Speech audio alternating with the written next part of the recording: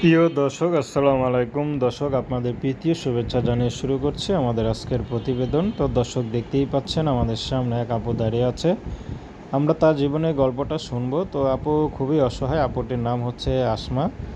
তো আপুটির বিয়ে শাদী হয়নি। আপুটির পরিবারে মা আছে, ছোট একটা ভাই আছে। আপুটির বাবা নেই। বাবা অনেক আগেই তাদেরকে ছেড়ে রেখে চলে গেছে। তো তারা ভেবেছিল হয়তো কোথাও গিয়ে হয়তো মারা টারা গেছে, এরকম কিছু।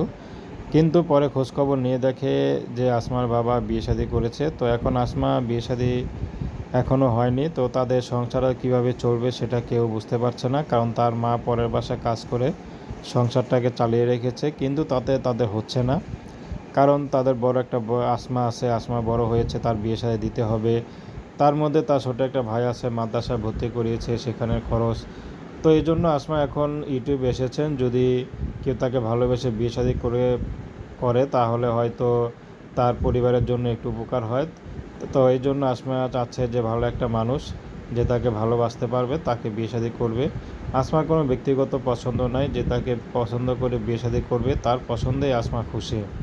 তো সে যদি বিবাহিত হয় বা তার স্ত্রী রেখেও যদি বিয়ে শাদী করতে চায়, তারপরও আসমার কোনো আপত্তি নেই।